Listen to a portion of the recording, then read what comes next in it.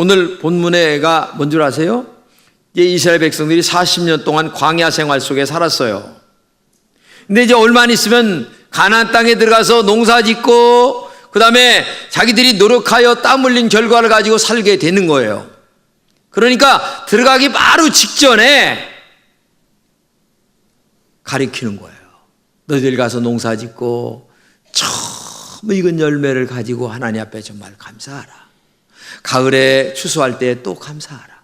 왜냐? 감사하는 마음을 갖고 살아갈 때에 너희들이 행복하고 또 하나님께 축복을 받기 때문에 감사하라.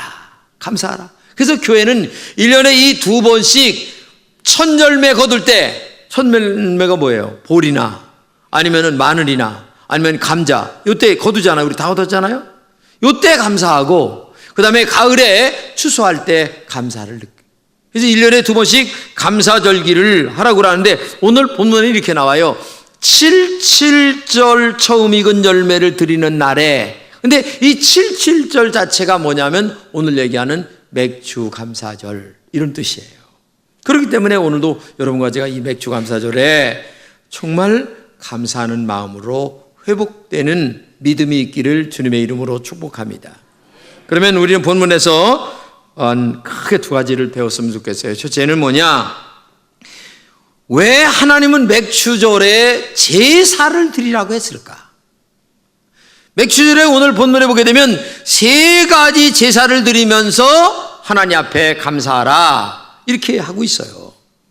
근데 제사를 드린다, 오늘말로 얘기하면 예배를 드리는 거예요. 지금 이게 제사예요. 그리고 옛날에는 진짜 이제 제사를 드렸죠. 그런데 이 제사를 드린다, 예배를 드린다라고 하는 가장 깊은 의미 중에 하나는 뭐냐면 하나님을 하나님으로 나는 인정합니다라고 하는 행위가 이 예배의 큰 의미입니다. 오늘 하나님을 하나님으로 인정하지 않은 사람은 자기 시간에서 자기 멋대로 살아가는 거예요. 그러나 여러분과 저도 바쁘죠.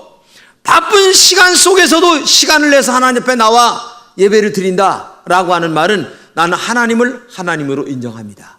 그런 마음의 표시가 담겨져 있는 거예요. 그리고 하나님은 나의 하나님이시고 하나님은 전능하시고 하나님은 나의 예배를 받으실 만한 그런 분이시다라고 하는 그 신앙의 고백과 인정이 이 제사라는 예배라는 속에 들어있다는 거예요. 그런데 오늘 본문에는 3가지 제사를 드리라는 거예요. 첫째는 뭐냐? 번제의 제사를 드리라고 하는데 이렇게 얘기합니다. 시작. 수송아지들과 수양 하나와 1년 된 수양 7으로 여호와께 향기로운 번제를 드릴 것이며, 번제라고 하는 말은 구약에서는 양이나 소를 잡아서 각을 떠가지고 불에다 태워서 타는 냄새를 바치는 거예요. 하나님은 그러면 그 송아지나 양을 잡은 그 향기를 받으시는 거죠. 그러면 여기서 뭘 얘기하느냐? 한마디로 얘기해서 생명의 주권은 하나님에게 있다. 이거를 우리에게 가르치고 있는 거예요. 그렇기 때문에 이 맥주절을 맞이하여 번제의 제사를 드리라 라고 하는 말은 하나님은 나의 생명의 주인이십니다. 정말 하나님, 지난 밤도 잘 지나고 오늘 이렇게 예배당에 나와 앉아서 예배드리는 이 축복을 주신 하나님께 너무너무 감사합니다. 이런 마음으로 살 때 얼마나 하나님께 영광이 되고 또 나에게 얼마나 축복이 되겠어요.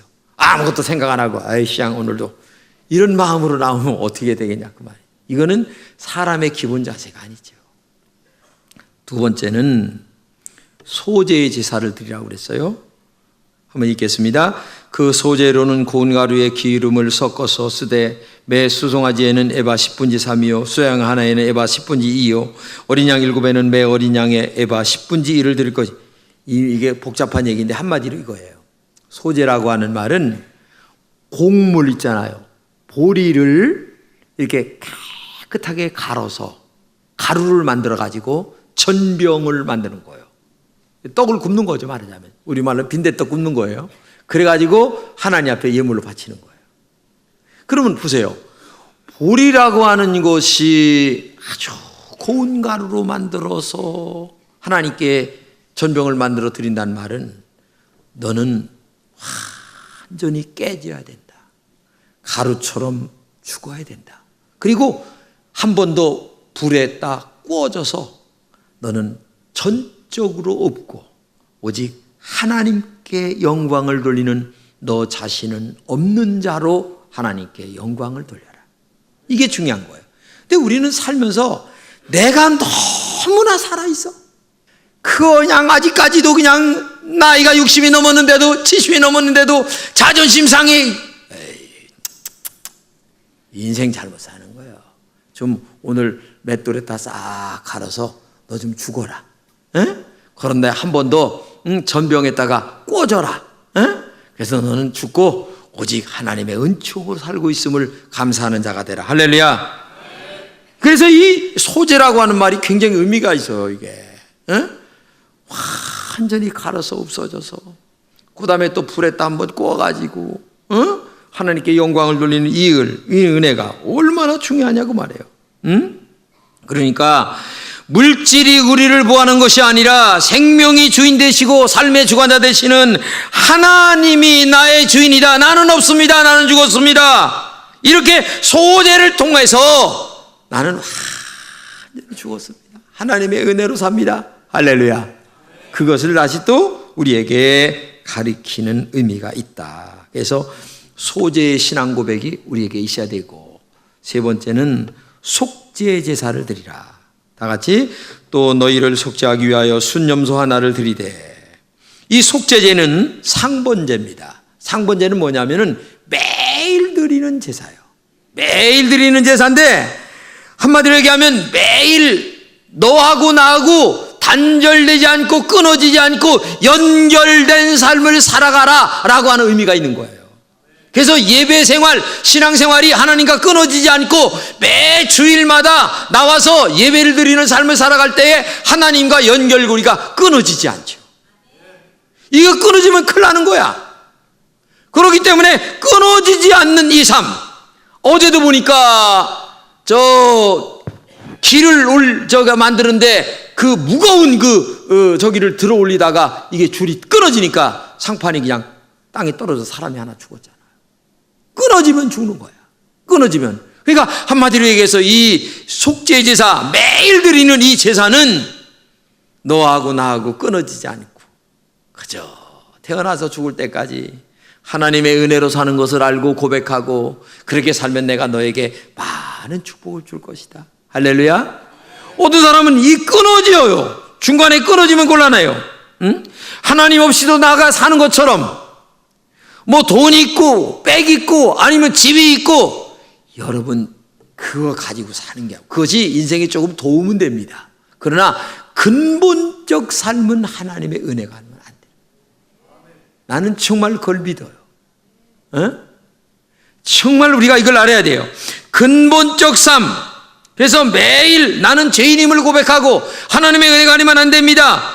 그저 그런 마음으로 살아가라는. 그래서 하나님이 번제 드려라. 하나님이 소제 드려라. 하나님이 속죄제 드려라. 언제? 맥추절에. 그 말은 바로 하나님의 은총 속에 내가 살고 있습니다. 하나님의 도우심 속에 살고 있습니다. 하나님은 나의 인생의 주인이십니다. 하나님 중심으로 나는 살겠습니다. 그런 신앙 고백적 내용이 담겨져 있기 때문에 오늘도 하나님 앞에 이런 제사를 드리라는 것을 아시고 여러분 그런 마음의 제사가 있기를 주님의 이름으로 축복합니다. 두 번째는 감사의 제사를 드리라 이렇게 얘기하고 있어요.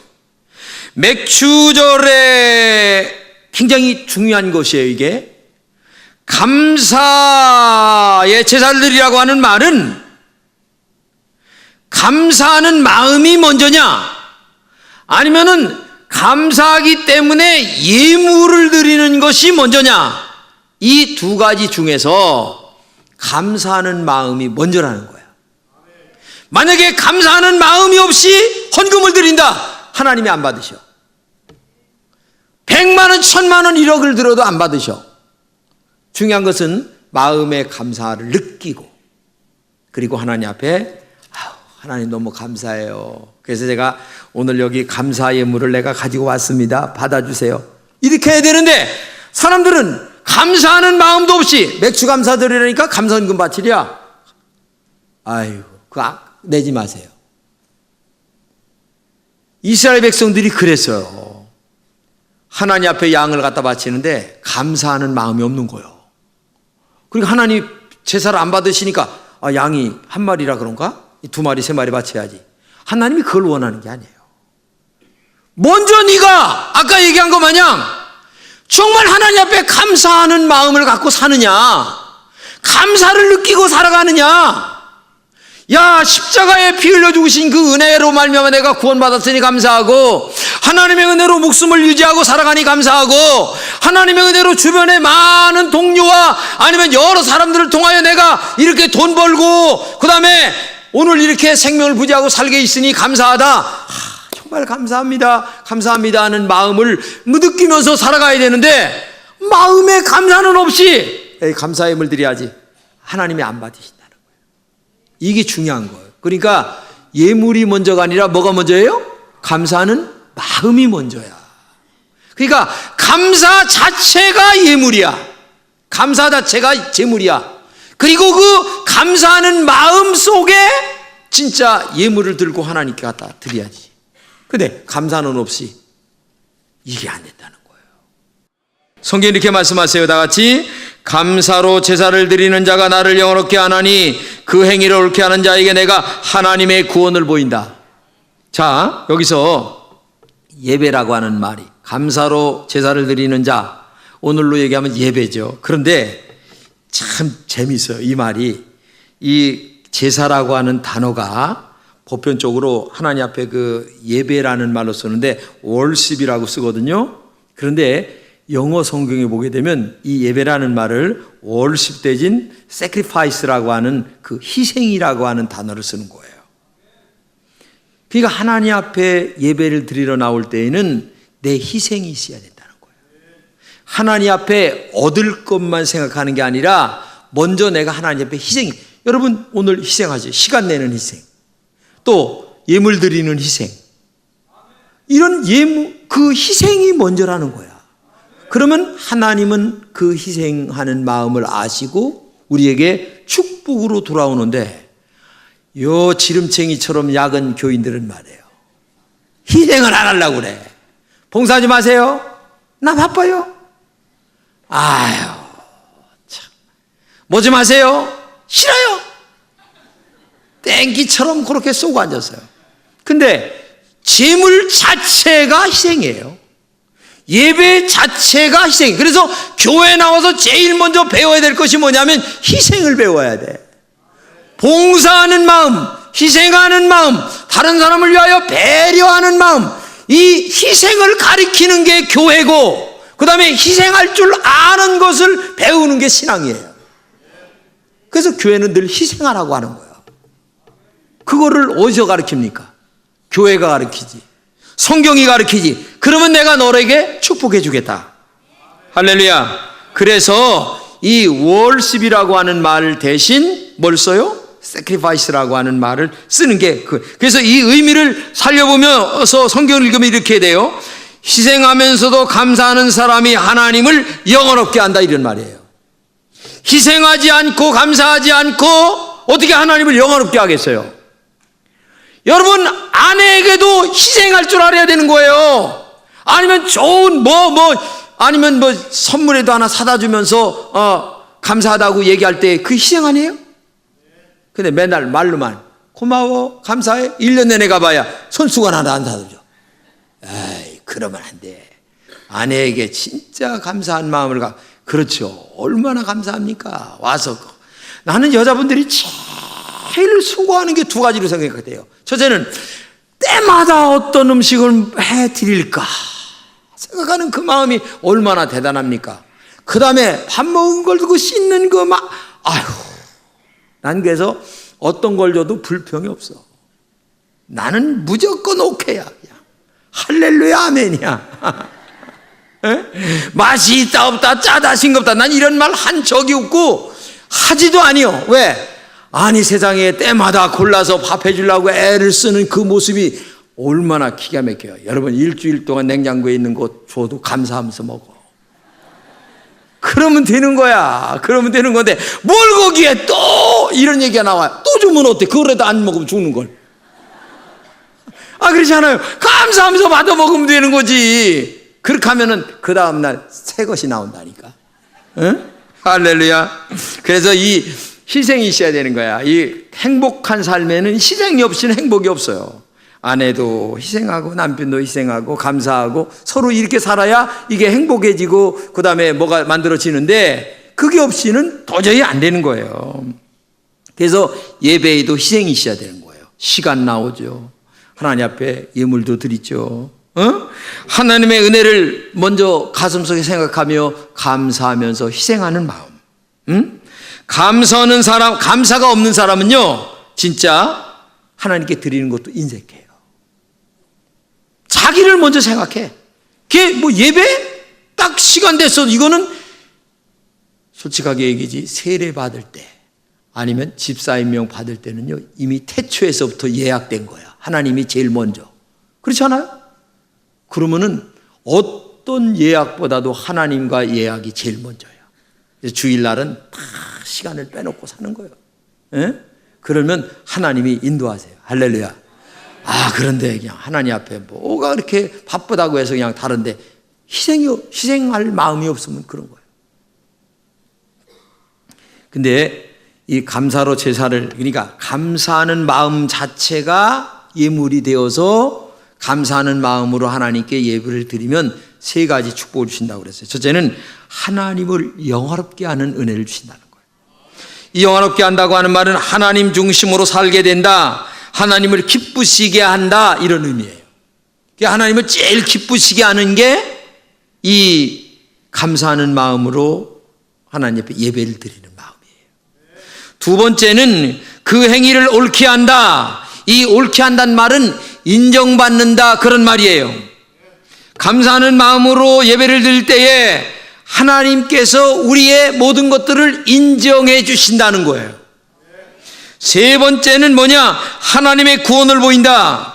이 구원을 보인다는 것은 더 좋은 영적인 깊은 것으로, 아니면 육적인 아름다운 축복으로 내가 너에게 돌려주겠다. 여러분, 영적으로 깊어지길 원하잖아요. 육적으로도 복받길 원하잖아요. 할렐루야. 그러면 감사해야 되는 거예요. 감사한 마음으로 나와야 되는 거예요.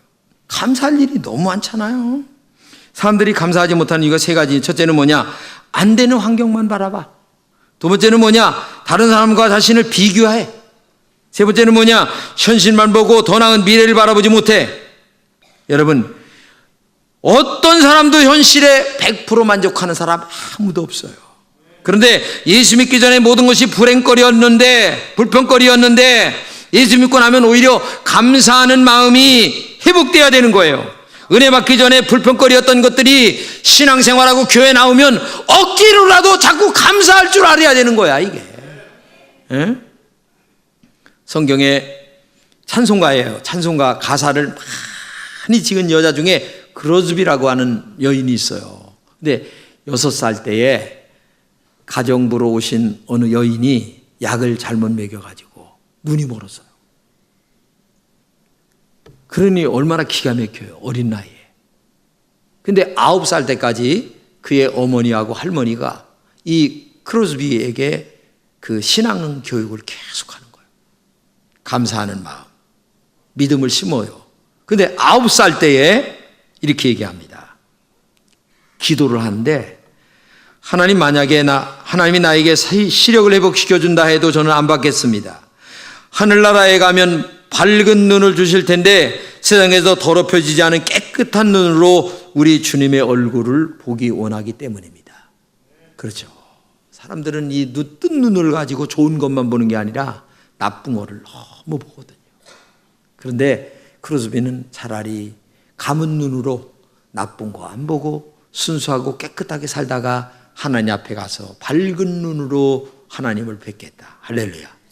이야, 이게 보통. 그리고 또 이렇게 말해요. 나는 내 눈을 멀게 한 그 사람을 만난다면 나는 그의 한없는 감사를 드릴 것입니다. 이렇게 원망과 불평 대신 감사했더니 이 여인이 9,000곡이 넘는 시를 씁니다.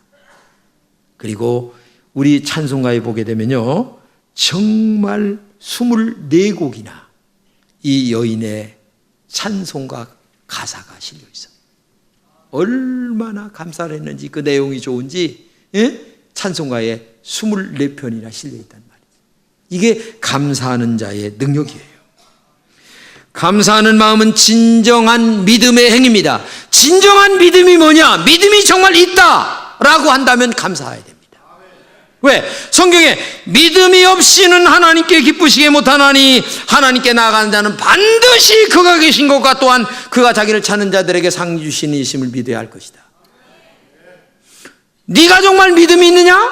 정말 신앙이 있느냐? 그러면 감사하라. 감사는 두 가지가 있어야 된다. 하나님은 살아계시기 때문이다. 그리고 또 하나는 감사하는 자에게 하나님은 상을 주신다. 상 주신다는 말은 축복 준다는 얘기예요. 여러분 복 받고 싶으세요? 감사하세요. 왜? 감사 자체가 믿음이에요.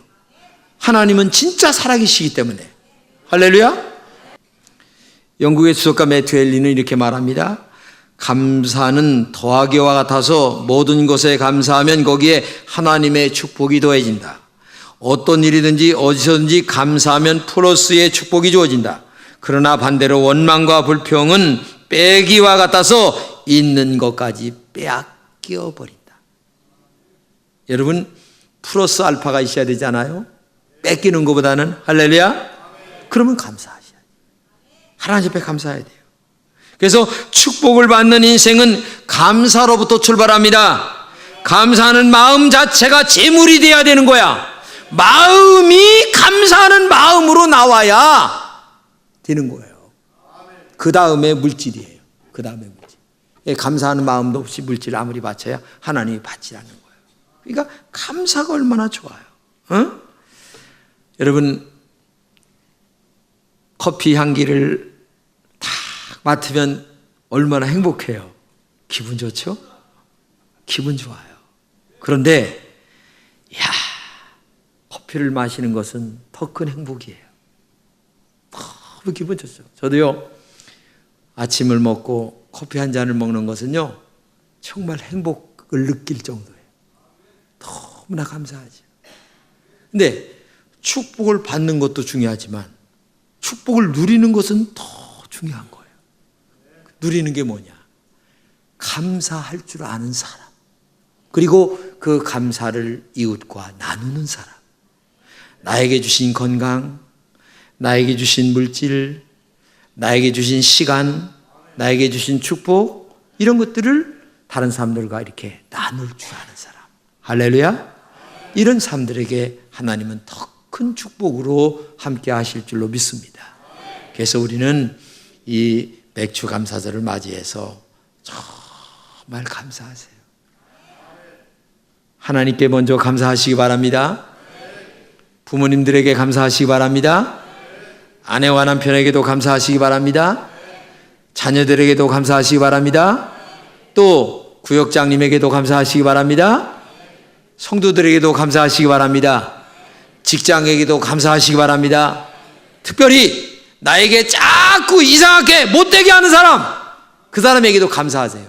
왜냐하면 하나님이 그 감사를 바꿔주실 줄로 믿습니다. 바꿔주는 그 비결이 감사야. 근데 어떤 사람은 잔머리 굴려가지고 자기가 왼수를 갚으려고 하는데, 성경에 보게 되면은 네가 원수 갚지 말아라. 내가 원수 갚을 것이다. 하나님이 그렇게 감사만 하면 내가 갚을 것이다. 할렐루야. 그래서 여러분 감사하는 여러분 되시기를 주님의 이름으로 축복합니다.